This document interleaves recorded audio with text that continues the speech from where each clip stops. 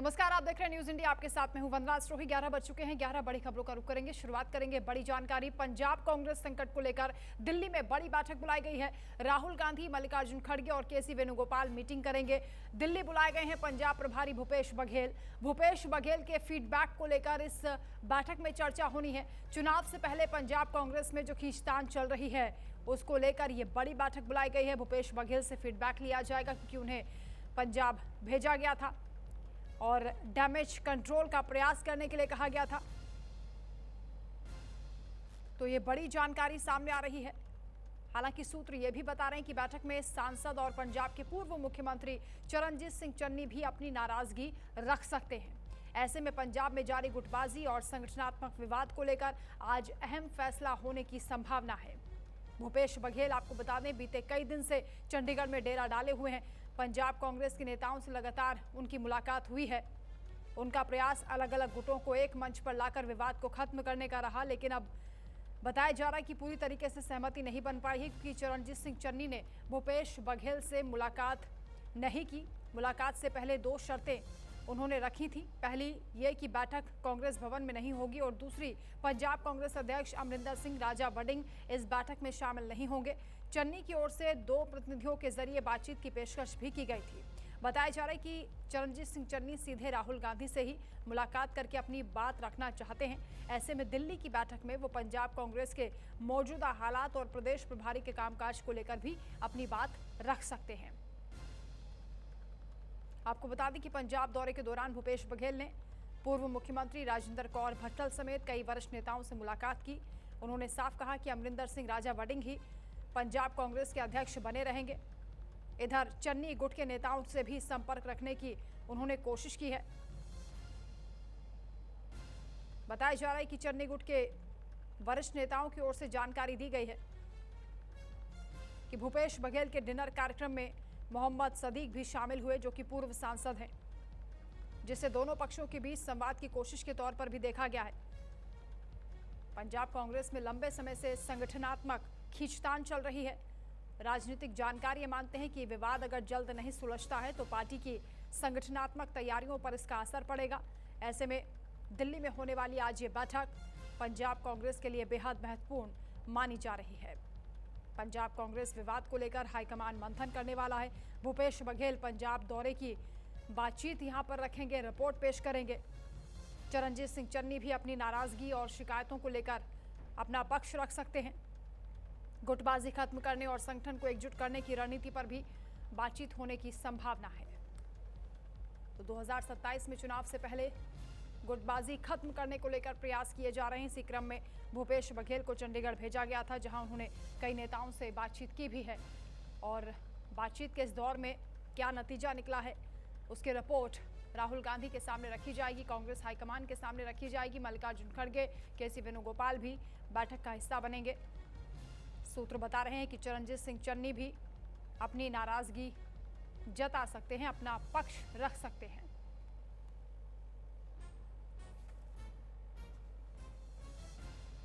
तो पंजाब की ये लड़ाई अब दिल्ली पहुंच रही है। दिल्ली में बड़ी बैठक बुलाई गई है। पंजाब कांग्रेस में टेंशन है और उसको लेकर हाईकमान की भी चिंता बढ़ गई है। हालांकि किस तरीके से इस गुटबाजी को खत्म किया जाएगा, कैसे सभी गुटों को एक मंच पर लाने का प्रयास होगा, डैमेज कंट्रोल होगा, इस पर सबकी निगाहें टिकी हुई हैं।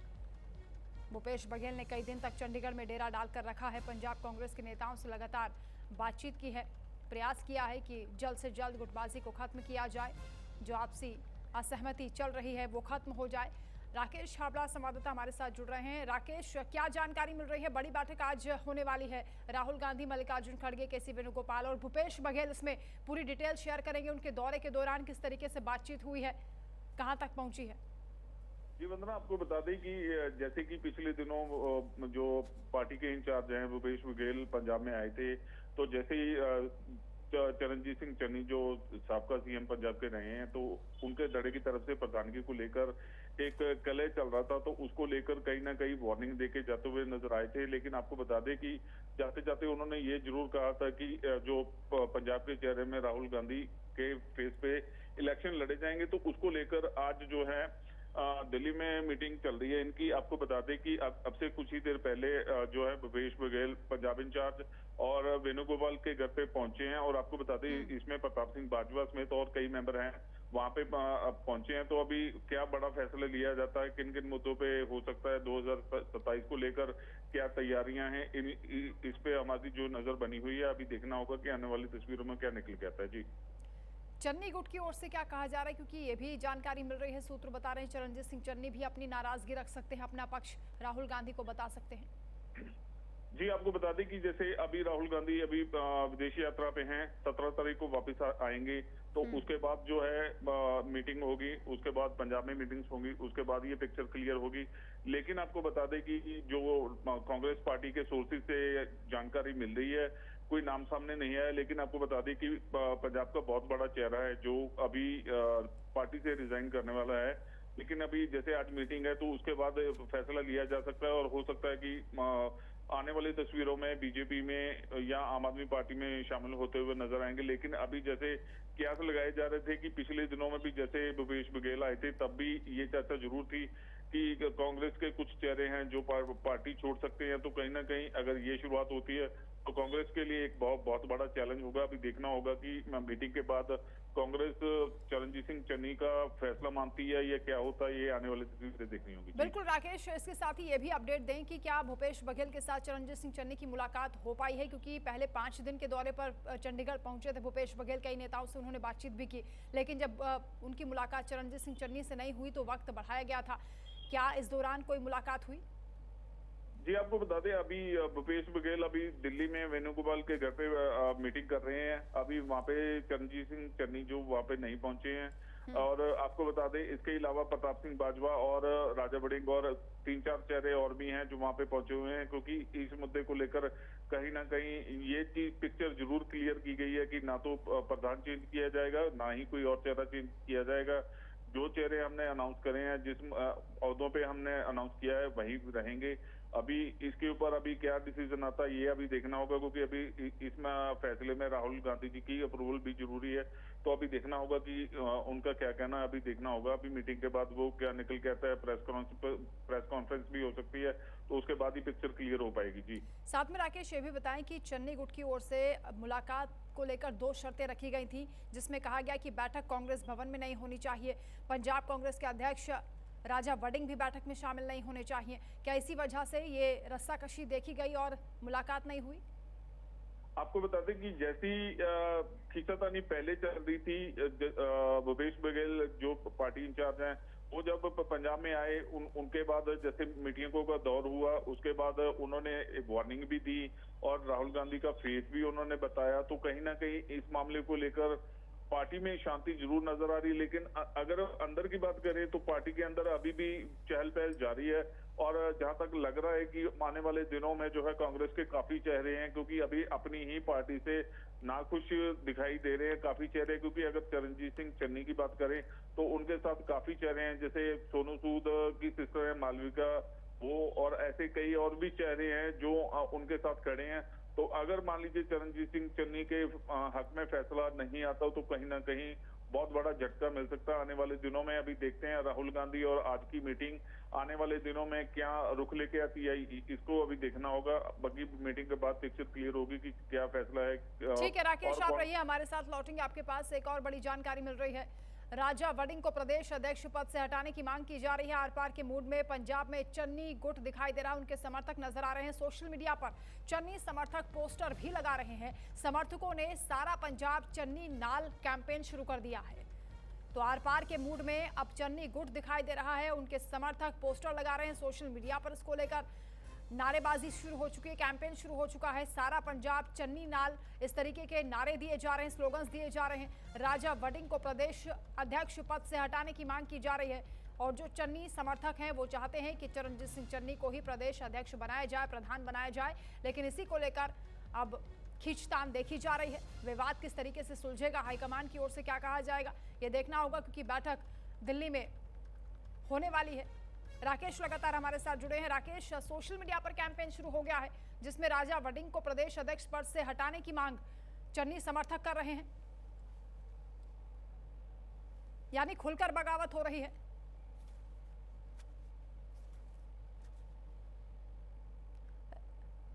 राकेश, आप तक आवाज पहुंच पा रही है? राकेश के साथ शायद संपर्क हमारा टूट चुका है। फिलहाल ये बड़ी खबर आपको बता रहे हैं, आर पार के मूड में पंजाब में चरणजीत सिंह चन्नी के समर्थक दिखाई दे रहे हैं। सोशल मीडिया पर उन्होंने पोस्टर लगाना शुरू कर दिया है, कैंपेन शुरू कर दिया है, जिसमें सारा पंजाब चन्नी नाल, यानी पूरा पंजाब चरणजीत सिंह चन्नी के साथ है, ये बताने का प्रयास किया जा रहा है। राजा वड़िंग को प्रदेश अध्यक्ष पद से हटाने की मांग की जा रही है। सोशल मीडिया पर इसको लेकर जमकर बयानबाजी हो रही है। एक तरफ दिल्ली में बैठक बुलाई गई है, दूसरी ओर चन्नी समर्थक खुलकर आर पार के मूड में दिखाई दे रहे हैं। बताया जा रहा है कि चरणजीत सिंह चन्नी सीधा राहुल गांधी से ही मुलाकात करके अपनी बात रखना चाहते हैं। ऐसे में जो दिल्ली में बैठक होगी वो पंजाब कांग्रेस के मौजूदा हालात और प्रदेश प्रभारी के कामकाज को लेकर भी वो अपनी बात रख सकते हैं।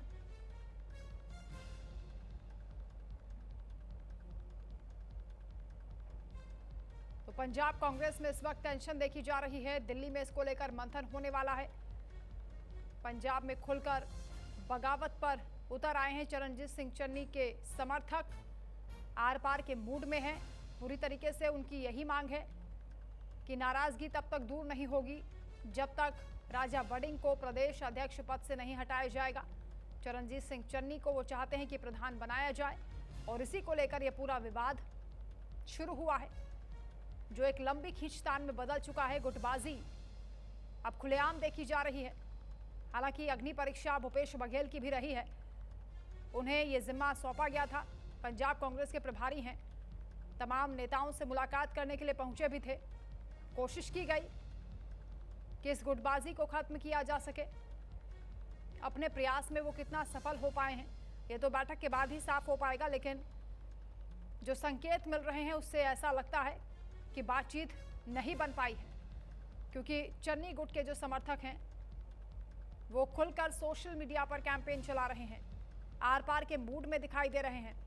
पूरा पंजाब चरणजीत सिंह चन्नी के साथ है, इस तरह के स्लोगन्स दिए जा रहे हैं, पोस्टर्स लगाए जा रहे हैं।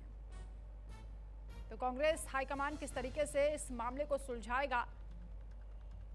क्या संवाद के जरिए ये समस्या सुलझेगी और बढ़ेगी, ये देखना होगा। पंजाब में आने वाले चुनाव से पहले कांग्रेस की चिंता बढ़ गई है। एक और अहम जानकारी, कॉकरोच जनता पार्टी के प्रोटेस्ट में चंद्रशेखर की एंट्री हो गई है। पार्टी को चंद्रशेखर आजाद का समर्थन मिला है। नगीना के सांसद आज जंतर मंतर जाएंगे, प्रदर्शन में वो शामिल होंगे। दोपहर 3 बजे जंतर मंतर चंद्रशेखर आजाद पहुंचेंगे। अभिजीत दीपके से उन्होंने मुलाकात भी की है। जंतर मंतर जाने से पहले उनकी ये मुलाकात हुई है, तस्वीरें भी सामने आ चुकी हैं। कॉकरोच जनता पार्टी को लगातार समर्थन विपक्षी पार्टियों की ओर से दिया जा रहा है। एक तरफ सोनम वांगचुक जो कि लगातार भूख हड़ताल पर हैं, आज 18वां दिन है, उनसे भी अपील की जा रही है कि वो अपना अनशन तोड़ें। और ये तस्वीरें अभिजीत दीपके के साथ मुलाकात करते हुए चंद्रशेखर आजाद जो कि प्रदर्शन में शामिल होंगे। यूपी के नगीना से सांसद हैं और कॉकरोच जनता पार्टी के प्रोटेस्ट में अब उनकी एंट्री हो गई है। जंतर मंतर जाने से पहले अभिजीत दीपके के साथ, यानी जो कॉकरोच जनता पार्टी के फाउंडर हैं, उनके साथ उनकी मुलाकात हुई है। तो धीरे धीरे विपक्षी पार्टियों की ओर से भी नेता यहां पहुंचने लगे हैं। हालांकि बड़े चेहरे अभी इस प्रोटेस्ट से दूर हैं, क्योंकि अभिजीत दीपके की ओर से भी ये कहा गया है कि वो नहीं चाहते कि इस पार्टी को एक अलग रंग दिया जाए या उनका प्रोटेस्ट डाइवर्ट हो। इसलिए विपक्ष से वो समर्थन तो चाहते हैं, लेकिन इस मुद्दे को डाइवर्ट करना नहीं चाहते। ऐसे में तमाम बड़े नेताओं ने दूरी बनाई है, लेकिन फोन पर जरूर बातचीत हो रही है। अखिलेश यादव ने सोनम वांगचुक से फोन पर बातचीत भी की है। अब चंद्रशेखर आजाद कहा जा रहा है कि इसमें सीधा शामिल होंगे, प्रोटेस्ट में शामिल होंगे, जंतर मंतर पर आज पहुंचेंगे। उससे पहले उन्होंने अभिजीत दीपके से मुलाकात की है। कॉकरोच जनता पार्टी का प्रदर्शन लगातार चर्चा में है। जंतर मंतर पर यह प्रोटेस्ट चल रहा है। एक और बड़ी खबर मध्य प्रदेश के छतरपुर से, जहां बागेश्वर धाम के पीठाधीश्वर पंडित धीरेन्द्र शास्त्री के भाई को लेकर एक नया विवाद सामने आ रहा है। जहां राजनगर थाना क्षेत्र के कोड़ा गांव में कथित जमीन विवाद को लेकर बताया जा रहा है कि फायरिंग हो गई है, जिसमें एक शख्स घायल हुआ। घायल युवक ने बागेश्वर धाम के पीठाधीश्वर धीरेन्द्र शास्त्री के भाई शालिग्राम गर्ग पर अपने साथियों के साथ मिलकर मारपीट और गोली चलाने का आरोप लगाया। घटना के बाद पूरे इलाके में भारी पुलिस बल की तैनाती की गई है। घायल मोतीलाल कुशवाहा के मुताबिक गौशाला के पास स्थित जमीन को लेकर विवाद चल रहा था। आरोप है कि इसी विवाद के दौरान उनके साथ मारपीट हुई, उन पर गोलियां चलाई गई, जिसमें वो घायल हो गए। फिलहाल इन आरोपों की पुलिस जांच कर रही है। पूरे विवाद से धीरेन्द्र शास्त्री ने खुद को अलग कर लिया है। उन्होंने अपने भाई को खुद से अलग बताया। मारपीट और फायरिंग की घटना हुई है। जमीनी विवाद का ये मामला बताया जा रहा है। धीरेन्द्र शास्त्री के भाई पर आरोप लग रहे हैं कि उन्होंने फायरिंग की है, जिसमें एक शख्स घायल हो गया है। हालांकि धीरेन्द्र शास्त्री इस पूरे मामले से खुद को अलग कर चुके हैं। मध्य प्रदेश के छतरपुर से यह खबर है, जहां जमीनी विवाद को लेकर पहले मारपीट हुई, उसके बाद फायरिंग हुई है। ऐसी जमीन छीन रहे लोगों की, तो एक साथ चलेगा। हम गवाही दिए एक लोगों की। किसने मारी है गोली? धीरेन्द्र महाराज के भाई ने कितनी गोली मारी है? 3-4 फेर किए। कितने लगे हैं आपके? आपके कितने लगे हैं? हमको एक गोली सिर में इतना लग गई। शालिग्राम जी के बारे में हम पहले ही कह चुके 3 साल पूर्व में। हमारा कोई उनसे लेना देना नहीं है, वैसे भी परिवार से हमारा कोई लेना देना नहीं। पूरा विश्व हमारा परिवार है, पूरा समाज हमारा परिवार है। हम समाज के लिए, राष्ट्र के लिए जीते हैं, सनातन के लिए जीते हैं। और छतरपुर जिला और हमारा परिवार बहुत बड़ा है, तो कुछ ना कुछ यहाँ होता रहता। कानून दंड दे, उन पर कानूनी कार्रवाई हो और उन पर जो उचित से उचित दंड हो सकता, कठोर से कठोर जो करे उसको भगवान दंड दे और कानून दंड दे, यही हमारा कहना है।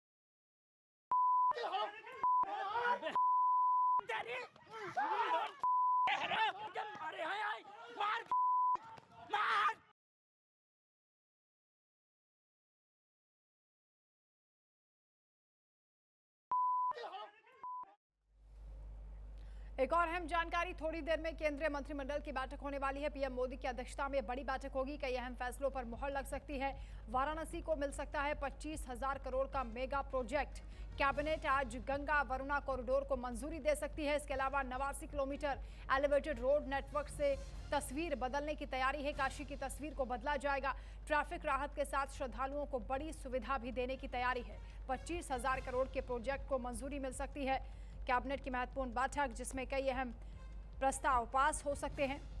इसके अलावा कहा जा रहा है कि बैठक में किसानों के लिए यूरिया सब्सिडी जारी रखने और देश में चिप बनाने को बढ़ावा देने के लिए सेमिकॉन 2.0 लाने की भी तैयारी है। छोटे उद्योगों की मदद के लिए, यानी एमएसएमई की मदद के लिए बड़े प्रस्तावों को भी मंजूरी इस बैठक में मिल सकती है। तो कई महत्वपूर्ण प्रस्ताव बैठक में पास किए जा सकते हैं। कई अहम फैसले हो सकते हैं। सबकी निगाहें इस बैठक पर टिकी हुई हैं। पीएम मोदी की अध्यक्षता में थोड़ी ही देर में केंद्रीय कैबिनेट की महत्वपूर्ण बैठक होगी, जिसमें यूरिया सब्सिडी जारी रखने, देश में सेमीकंडक्टर निर्माण को बढ़ावा देने और वाराणसी में मेगा रोड प्रोजेक्ट जैसे महत्वपूर्ण राष्ट्रीय और प्रशासनिक मुद्दों पर बड़े फैसलों की संभावना है। तो बैठक में कई फैसले लिए जाएंगे। मुख्य एजेंडा क्या होगा, कुछ ही देर में साफ होने वाला है। काशी को लेकर कहा जा रहा है कि एक मेगा प्रोजेक्ट को मंजूरी मिल सकती है, जिसमें श्रद्धालुओं की सुविधा को बढ़ावा दिया जाएगा। इसके साथ ही काशी के कायाकल्प को लेकर भी इस प्रोजेक्ट के जरिए तस्वीर बदली जाएगी। तो पीएम मोदी की अध्यक्षता में कैबिनेट की बैठक कुछ ही देर में होने जा रही है। कई बड़े फैसले इस बैठक में संभव हैं, जिसमें कहा जा रहा है कि वाराणसी के लिए 25,000 करोड़ के मेगा रोड प्रोजेक्ट को मंजूरी मिल सकती है। Elevated road network, Ganga Varuna corridor इसमें शामिल हो सकता है। इसके अलावा यूरिया सेक्टर में नई निवेश नीति और सब्सिडी जारी रखने की भी उम्मीद है, जिससे घरेलू उत्पादन बढ़ेगा और किसानों को सीधा फायदा होगा। अगर हम काशी की बात कर रहे हैं तो जिस मेगा रोड प्लान को मंजूरी दी जा सकती है, 25,000 करोड़ का ये प्लान है। इस बड़े इंफ्रास्ट्रक्चर पुश के तहत वाराणसी का 2 नए मेगा एलिवेटेड कॉरिडोर की भी सौगात मिलने की संभावना है, जो कि शहर की कनेक्टिविटी को पूरी तरीके से बदल देगा। और इस बीच एक खबर हमीरपुर से सामने आ रही है, जहां अवैध कब्जे पर बुलडोजर चला है। मौधा में बताया जा रहा है कि अवैध अतिक्रमण पर बुलडोजर एक्शन हुआ है। ग्राम समाज की जमीन कब्जा मुक्त कराई गई है। कोर्ट के आदेश पर प्रशासन ने बड़ी कार्रवाई की है। राजस्व और पुलिस टीम की मौजूदगी में कब्जा हटाया गया है। हमीरपुर के मौधा कस्बे में प्रशासन ने अवैध कब्जे के खिलाफ ये बड़ी कार्रवाई की है। बताया जा रहा है कि शासन के निर्देश पर करीब 10 बीघा शत्रु संपत्ति को कब्जा मुक्त किया गया है। कपसा रोड स्थित हामिद शहीद बाबा के पास मौजूद इस जमीन पर लंबे समय से अवैध कब्जे का आरोप है।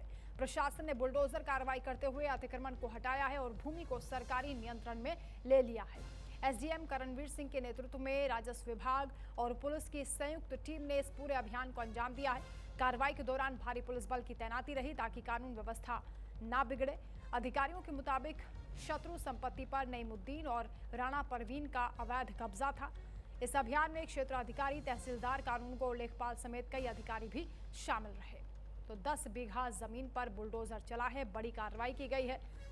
अवैध रूप से इस जमीन पर कब्जा किया गया था। सरकारी संपत्ति को कब्जा मुक्त किया गया है। राजस्व और पुलिस की टीम की मौजूदगी में ये कार्रवाई की गई है।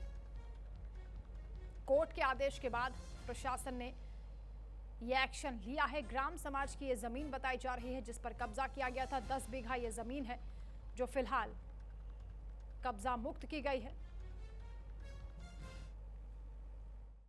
बेसिकली प्रकरण ये था कि ये शत्रु संपत्ति थी। जो इस भूमि के पूर्व मालिक थे वो 1947 के बंटवारे के बाद पाकिस्तान चले गए थे, लेकिन कतिपय व्यक्तियों द्वारा इस भूमि पर, जो कि उनके हिस्से की भूमि थी, उनके द्वारा अवैध कब्जा करके ये फसल वगैरह पैदा की जा रही थी, जिसमें कानूनी कार्रवाई पूर्ण होने के बाद आज हमारे द्वारा, जिसमें मेरे साथ क्षेत्राधिकारी महोदय भी मेरे साथ हैं और हमारे तहसीलदार भी हमारे साथ हैं, हम लोगों ने आकर इसका भौतिक कब्जा आज लिया गया है तथा ये सरकारी संपत्ति घोषित करके इस पर बोर्ड लगवाया जाएगा तथा जेसीबी आदि से इसकी खुदाई करके और इसकी डोलबंदी करा के इसे पूर्ण रूप से सुरक्षित किया जा रहा है।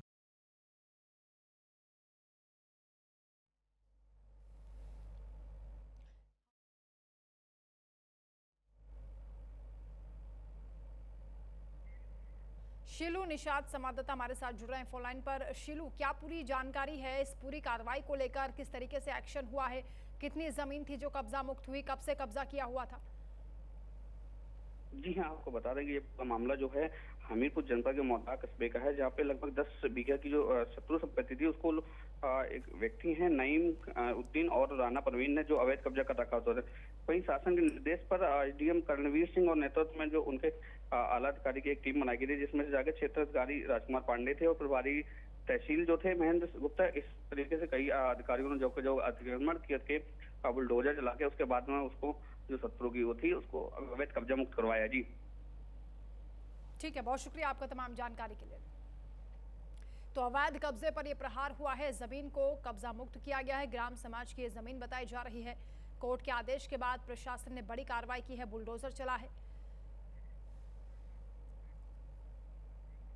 एक और बड़ी खबर, नोएडा प्राधिकरण के सीवर सफाई कार्य के दौरान एक हादसे की जानकारी मिली है। गेझा गांव में सीवर सफाई के दौरान सफाई कर्मी की मौत हो गई है। सूचना पर पुलिस और फायर की टीम पहुंची है। रेस्क्यू किया गया है। सीवर हादसे के बाद पूरे मामले की जांच शुरू कर दी गई है, लेकिन नियमों को लेकर, मानकों को लेकर सवाल उठे हैं, अनदेखी की गई। अनियमितताओं को लेकर सवाल उठ रहे हैं। नोएडा के थाना फेज 2 इलाके की घटना है, जहां गेझा गांव में सीवर सफाई के दौरान एक बड़ा हादसा हो गया है। नोएडा प्राधिकरण की ओर से सीवर सफाई का काम यहां पर किया जा रहा था। इस दौरान सफाई कर्मी सीवर में सफाई के लिए उतरा, लेकिन काफी देर तक बाहर नहीं निकला। सूचना मिलते ही थाना फेज 2 पुलिस और फायर सर्विस की टीम मौके पर पहुंची। रेस्क्यू ऑपरेशन चला। सफाई कर्मी को सीवर से बाहर निकाला गया, अस्पताल भेजा, जहां उसकी मौत हो गई। घटना के बाद प्रशासन और पुलिस अधिकारियों में हड़कंप मच गया है। पुलिस ने मामले में कार्रवाई शुरू कर दी है। तो सीवर सफाई के दौरान सफाई कर्मी की मौत हो गई है। स्थानीय लोगों का भी गुस्सा इस मामले में भड़क उठा है। लोगों की भारी भीड़ मौके पर इकट्ठा हो गई है। फिलहाल पुलिस पूरे मामले की जांच पड़ताल में जुट गई है, लेकिन मानकों को लेकर एक बार फिर से सवाल उठे हैं। क्या सावधानी नहीं बरती जाती है? सफाई कर्मी की मौत को लेकर कौन जिम्मेदार है और क्या उनकी जवाबदेही तय होगी? क्योंकि ये पहली बार नहीं हुआ है, इससे पहले भी कई बार इस तरह की घटनाएं हो चुकी हैं।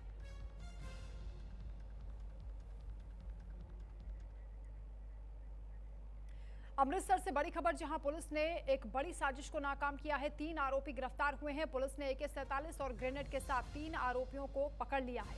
बड़ी साजिश नाकाम हुई है। ISI कनेक्शन की भी जांच की जा रही है। आरोपियों से ऑटोमेटिक हथियार और ग्रेनेड बरामद हुए हैं।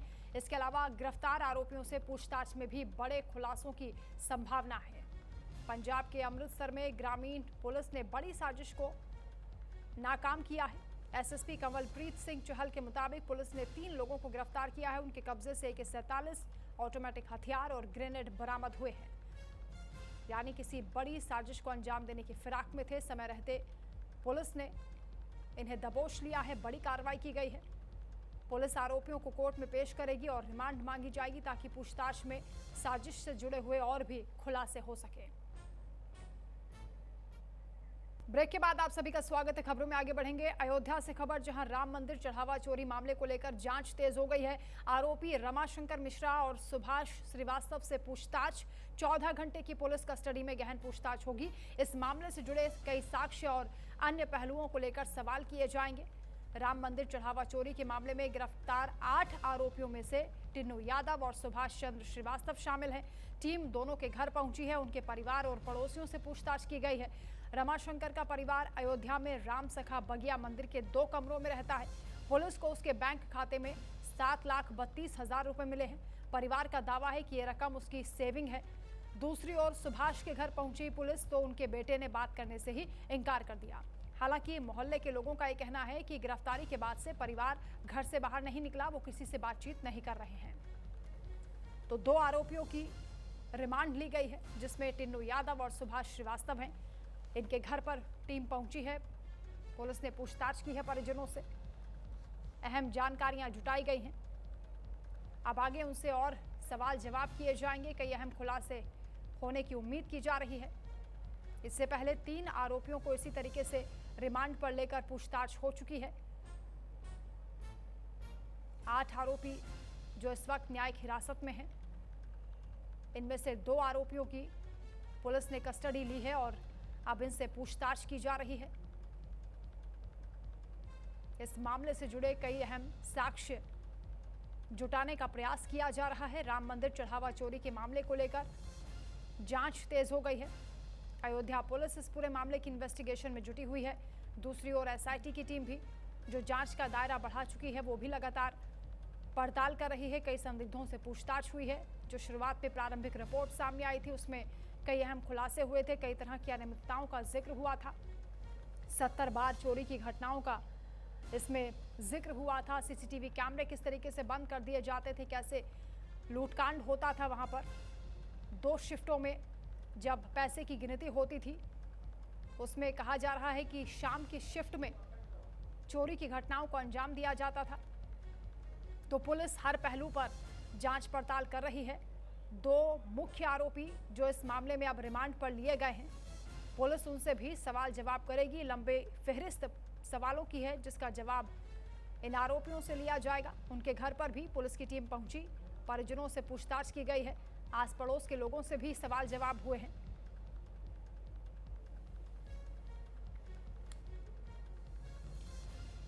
तो एक तरफ SIT की जांच आज पूरी हो रही है और कहा जा रहा है कि शासन को SIT अपनी फाइनल रिपोर्ट आज पेश कर सकती है।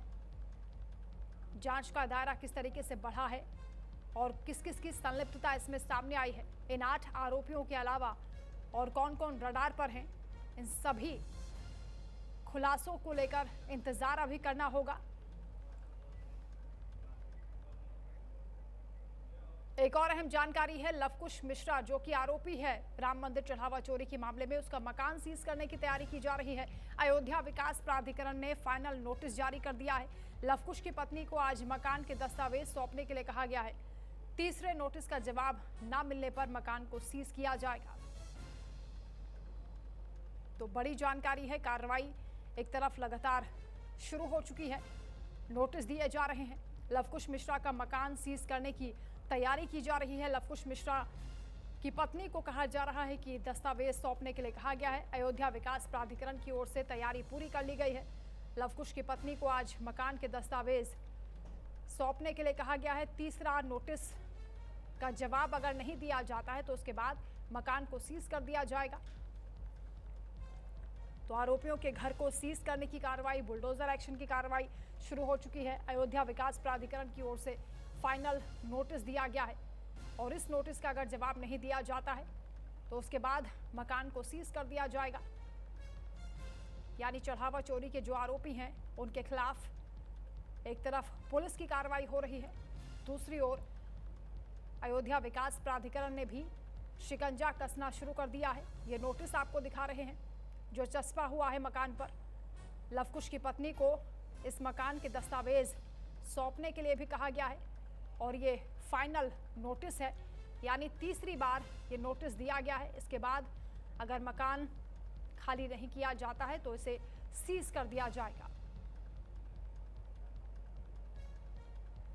चढ़ावा चोरी की रकम से किस तरीके से संपत्तियां अर्जित की गई हैं, मकान बनाए गए हैं,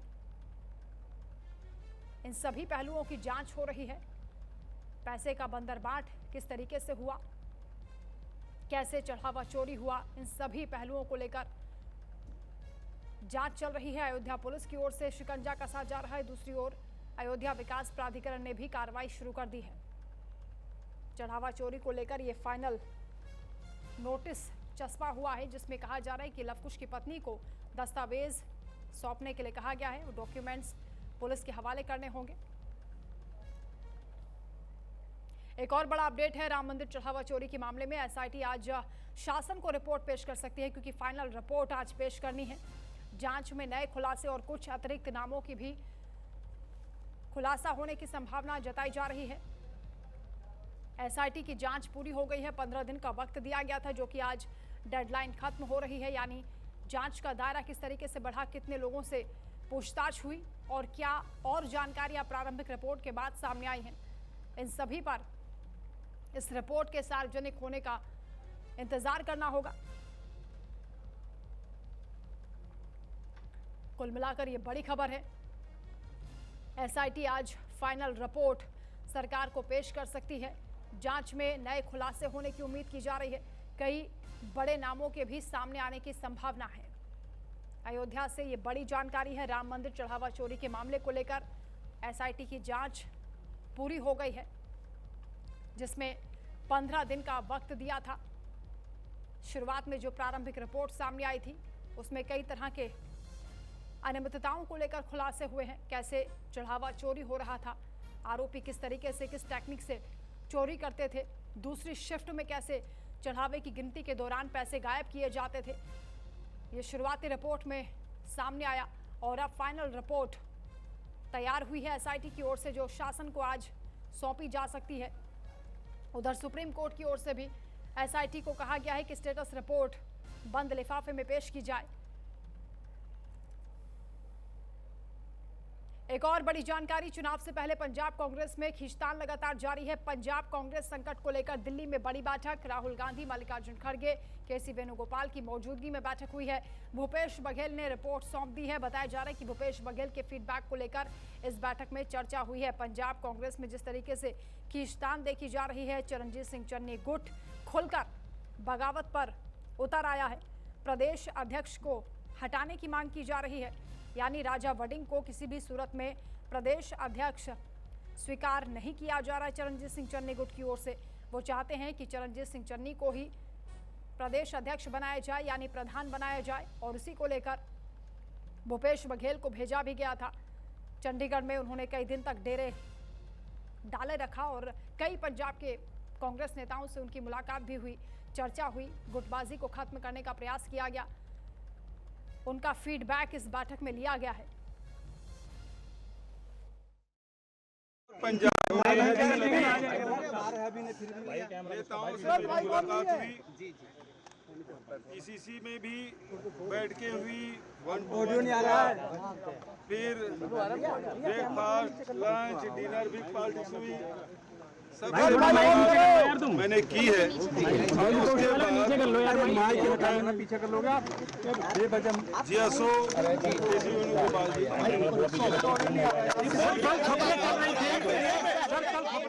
कि चेंज होगा। राहुल गांधी ने कहा है कि चेंज किया जाए, रिव्यू किया जाए। कल कई अखबारों ने खबर छापी, मैं उसके ऊपर आपसे बात की राहुल जी, मैं आपसे बात मत सवाल है, मैंने जो बोला था मुझे बोल दिया। खबरों का खंडन कर दीजिए। जो मैंने खबरों का खंडन करते यही पूछ रहे हैं आपसे, क्या इनका खंडन है, यही पूछ रहे हैं आपसे। क्या चीज? इस तरीके की भाई आप अपनी स्टोरी जो चलाओगे उसमें मेरा कोई बस नहीं, आप जो चलाओ आप चला लो। कि मोदी जी ने इस्तीफा दे दिया, आप चला लो, आप चलाओ। क्योंकि मैं वहाँ था आपके साथ। क्या एक बार फिर आपसे पूछ रहा हूँ, वेणुगोपाल जी के घर के बाहर क्या नेतृत्व परिवर्तन की? अरे भाई ये नीचे रख ले यार। मैं रिपोर्ट आपको कैसे बता दूं? अच्छा, क्या नेतृत्व परिवर्तन की कोई गुंजाइश? मैं पहले ही बोल चुका हूँ आपसे, 1-to-1 किया, वहाँ इंटरव्यू आपने दिया। गुड्डा गुड्डी के खेल नहीं है। परिवर्तन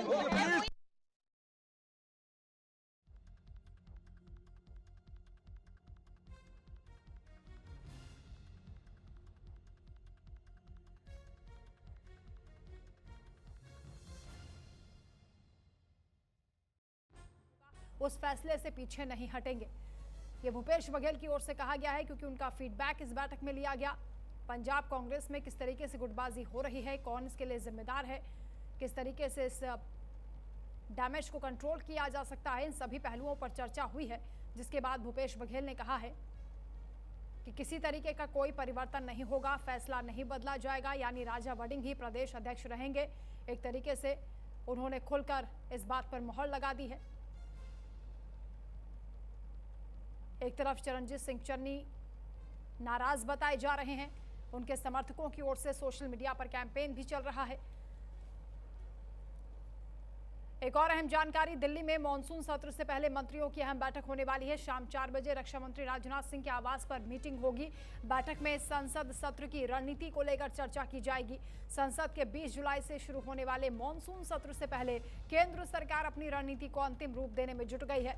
रक्षा मंत्री राजनाथ सिंह के आवास पर केंद्रीय मंत्रियों की अहम बैठक होने की संभावना है। बैठक में मॉनसून सत्र के दौरान सरकार के विधायी एजेंडे और विपक्ष के संभावित मुद्दों से निपटने की रणनीति पर चर्चा होगी। संसद सत्र शुरू होने से एक दिन पहले 19 जुलाई को सरकार ने सर्वदलीय बैठक भी बुलाई है। इस बैठक में सरकार अपने विधायी कार्यक्रम की जानकारी देगी, जबकि विपक्ष विभिन्न राष्ट्रीय और राजनीतिक मुद्दों को उठाने की रूपरेखा भी पेश कर सकता है। सरकार इस सत्र में कई महत्वपूर्ण विधेयक पेश करने की तैयारी में है। ऐसे में मॉनसून सत्र की रणनीति को लेकर सरकार की ओर से मंथन किया जाएगा। मंत्रियों की आज शाम बड़ी बैठक होने वाली है।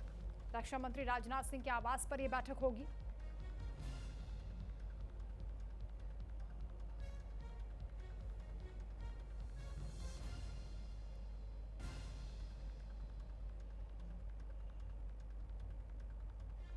तो 20 जुलाई से मॉनसून सत्र शुरू हो रहा है। उससे पहले सत्ता पक्ष और विपक्ष की ओर से तैयारियां की जा रही हैं।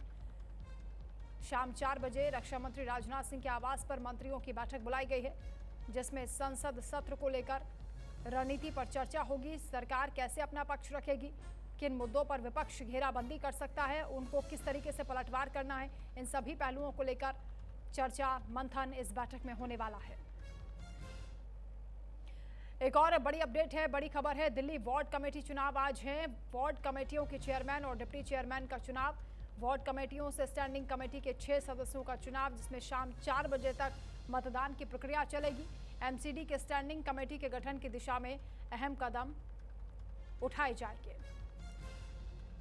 दिल्ली में आज वार्ड कमेटी का चुनाव है, वोटिंग चल रही है। शाम 4 बजे तक मतदान होगा। एमसीडी की स्टैंडिंग कमेटी के गठन की दिशा में इस चुनाव को महत्वपूर्ण माना जा रहा है। 6 सदस्यों का भी स्टैंडिंग कमेटी के चुनाव आज किया जा रहा है। वार्ड कमेटियों के चेयरमैन और डिप्टी चेयरमैन का भी चुनाव होगा। तो चयन किस तरीके से किया जाएगा इन 6 सदस्यों का, ये देखना होगा। इसके साथ ही महत्वपूर्ण जानकारी यह है कि शाम 4 बजे तक मतदान होगा। खबरों में आगे बढ़ेंगे। बदायूं से खबर है, जहां एक युवक की हत्या को लेकर बवाल मचा है। शव को रखकर परिजनों ने और ग्रामीणों ने सड़क पर जाम लगा दिया है। एसपी देहात हृदयेश कठेरिया मौके पर पहुंचे हैं, परिजनों को समझाने का प्रयास किया है। भारी पुलिस बल के साथ अधिकारी मौके पर पहुंचे हैं। एसपी देहात आरोपियों पर सख्त कार्रवाई का आश्वासन दे रहे हैं। गैंगस्टर समेत कड़ी कार्रवाई की बात कही गई है। 1 दर्जन आरोपियों में 6 पुलिस की हिरासत में हैं। बदायूं से खबर, जहां युवक की हत्या के बाद पूरे इलाके में तनाव है, लोग गुस्साए हुए हैं। ग्रामीणों ने शव को सड़क पर रखकर जाम लगा दिया है। सूचना मिलते ही एसपी देहात हृदय कठेरिया भारी पुलिस बल के साथ मौके पर पहुंचे हैं, जहां वो धरने पर बैठे परिजनों को समझाने का प्रयास करते हुए दिखे। आरोपियों पर सख्त कार्रवाई का उन्होंने भरोसा दिया है। इस मामले में अब तक 6 आरोपी हिरासत में लिए जा चुके हैं। पुलिस की कार्रवाई लगातार आगे भी जारी है। यूपी के महोबा से खबर, जहां दबंगों का खूनी तांडव देखने को मिला। बीच सड़क पर युवक पर कुल्हाड़ी और तलवार से हमला हुआ। इस हमले में युवक गंभीर रूप से घायल हो गया है। झांसी मेडिकल कॉलेज घायल को रेफर किया गया। पुरानी रंजिश में वारदात की आशंका है। पूरे इलाके में घटना से तनाव है। सरेआम हुए इस हमले से कानून व्यवस्था को लेकर सवाल उठे हैं। महोबा शहर कोतवाली क्षेत्र में दबंगों ने एक युवक पर जानलेवा हमला कर दिया है। दबंगों का ये खूनी तांडव देखा गया, जिसको लेकर सवाल उठ रहे हैं कानून व्यवस्था पर। कैसे ये बदमाश इतने बेखौफ हो गए हैं। इस बीच खबर मेरठ से है, जहां नाले में डूबने से एक युवक की मौत हो गई है। मंडी के लिए युवक निकला था, नाले में उसका शव मिला। मृतक की पहचान इरफान उर्फ गुड्डू के रूप में हुई है। ब्रह्मपुरी थाना क्षेत्र के लिसाड़ी रोड की घटना बताई जा रही है, जहां नाले में डूबने से एक युवक की मौत हो गई। बताया जा रहा है कि युवक सुबह मंडी से फल लेने के लिए घर से निकला था, जिसके बाद उसका शव लिसाड़ी रोड पर नाले में मिला है। मृतक की पहचान इरफान उर्फ गुड्डू के रूप में हुई। सूचना मिलने के बाद परिजन मौके पर पहुंचे हैं। पुलिस ने शव को कब्जे में लेकर पूरे मामले की जांच पड़ताल शुरू कर दी है।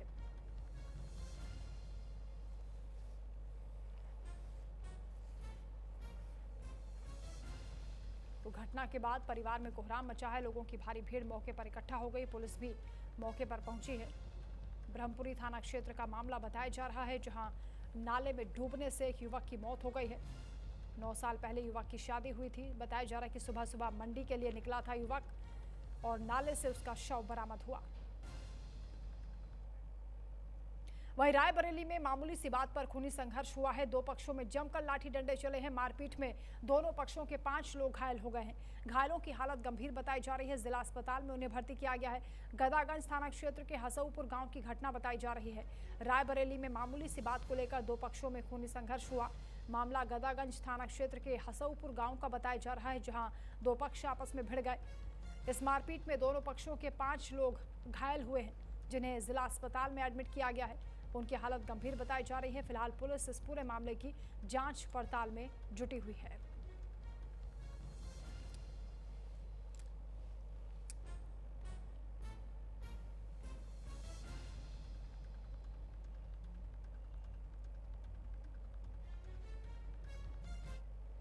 अब खबर मध्य प्रदेश के इंदौर से है, जहां एलपीजी सिलेंडर को लेकर शिकायत मिली है। सिलेंडर से गैस की जगह पानी निकलने का दावा किया जा रहा है। पीड़ित सिलेंडर लेकर कलेक्टर ऑफिस पहुंच गया है।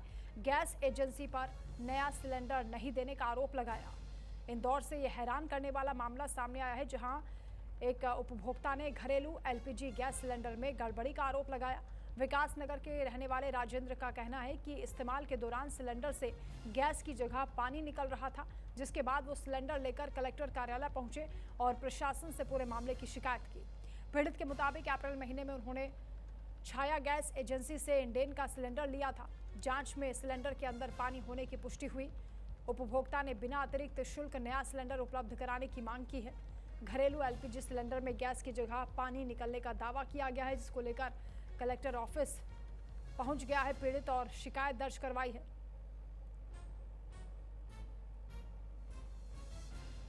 तो यह अजीबोगरीब मामला सामने आया है, जहां घरेलू एलपीजी सिलेंडर में गैस की जगह पानी होने की पुष्टि की गई है। गैस एजेंसी पर आरोप लगाए गए हैं कि नया सिलेंडर भी उपलब्ध नहीं कराया जा रहा है। शिकायत करने के बाद भी उसे नजरअंदाज कर दिया गया, अनसुना कर दिया गया।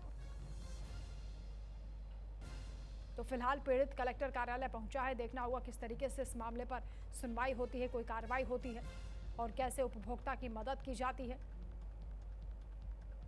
ये बड़ा फर्जीवाड़ा किया जा रहा है। गैस के नाम पर सिलेंडर में पानी भरा हुआ है। इंदौर से ये मामला सामने आया है।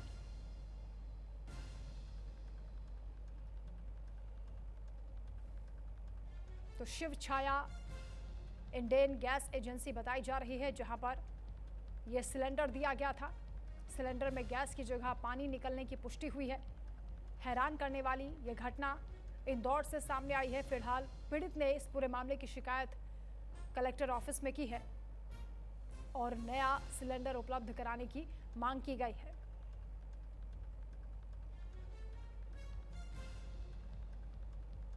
अभी कुछ दिन पहले गैस की किल्लत को लेकर किस तरीके से मारामारी हो रही थी, हाहाकार मचा हुआ था, और अब जो सिलेंडर मिले हैं उसमें गैस की जगह पानी होने की पुष्टि होने के बाद नाराजगी लोगों की बढ़ गई है। पीड़ित सिलेंडर लेकर कलेक्टर ऑफिस पहुंच गया, पूरे मामले की जानकारी दी और यह भी बताया कि एजेंसी ने उनकी बात को अनसुना कर दिया है। शिकायत का कोई समाधान नहीं किया जा रहा है।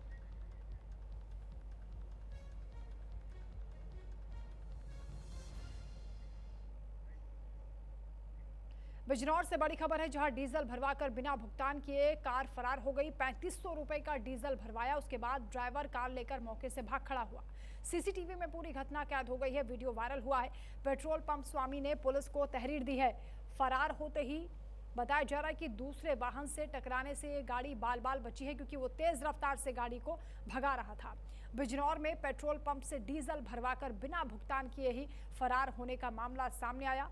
चांदपुर मार्ग स्थित पेट्रोल पंप पर कार में करीब 3500 रुपए का डीजल भरवाया, उसके बाद ड्राइवर मौके से भाग गया। पूरी घटना सीसीटीवी में कैद हो गई है। पेट्रोल पंप स्वामी ने पुलिस को भी मामले में शिकायत दी है, तहरीर दी है, कानूनी कार्रवाई की मांग की गई है।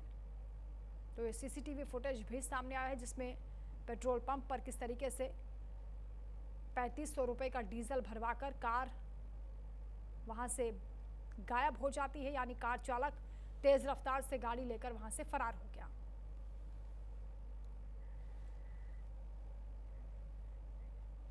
वहीं श्रावस्ती से खबर है, जहां दबंगई की हैरान करने वाली तस्वीर सामने आई है। जमीन विवाद में दबंगों ने एक महिला के निर्माणाधीन मकान पर ट्रैक्टर चला दिया है।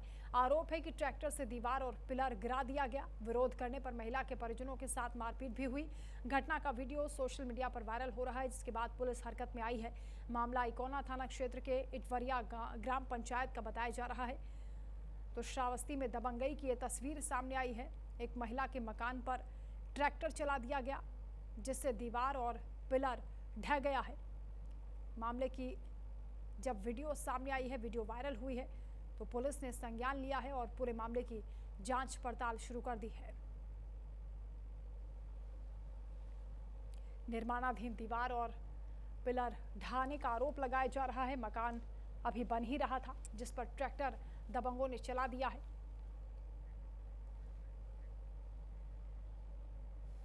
अब खबर अयोध्या से है, जहां बारिश ने विकास के दावों की पोल खोलकर रख दी है। महज थोड़ी देर की बारिश के बाद शहर के कई हिस्सों में जलभराव की तस्वीरें सामने आई हैं। आरोप है कि करोड़ों खर्च करने के बाद सड़क और सीवर व्यवस्था को दुरुस्त करने के दावे किए गए, लेकिन जमीनी हालात कुछ और ही कहानी बयां कर रहे हैं। जलभराव से स्थानीय लोगों के साथ साथ अयोध्या पहुंचने वाले श्रद्धालुओं को भी परेशानी हो रही है। ये तस्वीरें आप देखिए, सड़कें दरिया बन चुकी हैं और इसी गंदे पानी से होकर लोगों को गुजरना पड़ रहा है।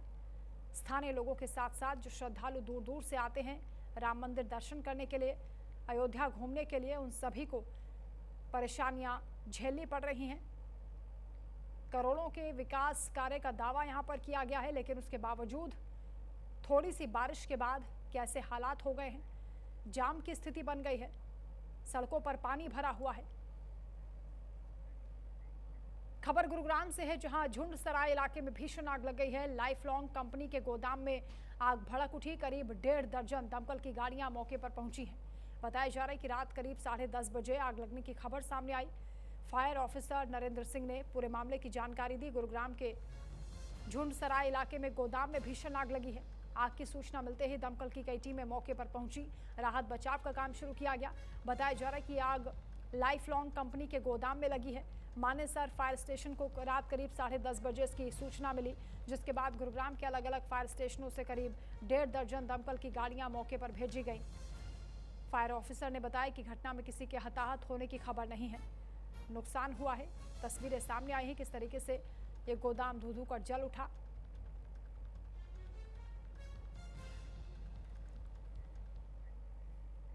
इन खबरों के साथ फिलहाल इस बुलेटिन में इतना ही। नमस्कार।